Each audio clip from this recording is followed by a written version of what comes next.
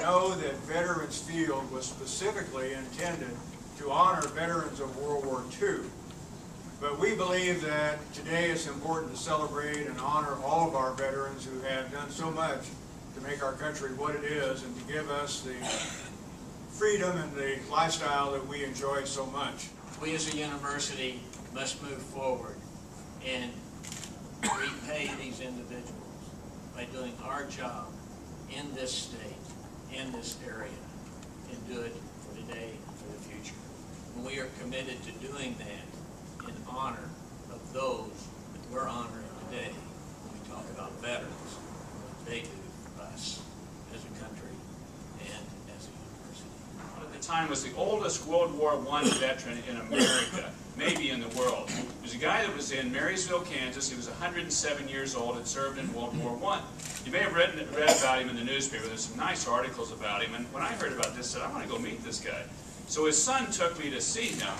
And his son was no spring chick. You can imagine this. If you're 107, his son's in his mid-80s. And took me to see him. Sharp as could be, wonderful meeting with him. And then I asked him, I said, what's different about America today than when you were growing up? What have you seen change in this country over the years? And he thought for a moment, he said, you know, when I was young, we didn't have very much, but it seems like we're a lot happier then than we are now. And I thought it was just a great observation that things don't make you happy. It's relationships, it's people, it's service, it's commitment. It's a lot of those virtues that the World War II generation stood so strong for that I think about.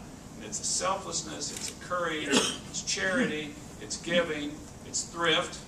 Certainly we're relearning the value of thrift in the country. But that they taught us. And I think those are just timeless things. Wichita State Athletics is so very proud to be a small player in the small part of this historic event on our campus.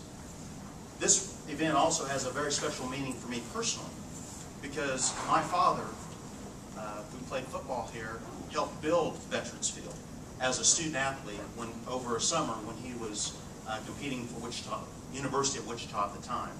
So that work that my father committed during that time was the beginning of what we try to do in Shocker Athletics, is to show our student athletes that the world's bigger than themselves. And the honoring of this Veterans Field and the effect that it's had on many, many student athletes all across Wichita State's history as well as our country is very meaningful. And again, it helps us all embrace the fact that and try to commit to that the world is bigger than the little things that affect us individually every day. So in May of 1945, the alumni president, Emil Hogerson, some of you may remember him, presented a plan for consideration of erecting a war memorial on the campus. Mr. Hogerson presented a plan for consideration of erecting this war memorial. At the meeting, the motion was approved that the Alumni Association will favor a program to raise approximately $175,000. That seems a little bit small right now, but this was to erect the Memorial Stadium at the university.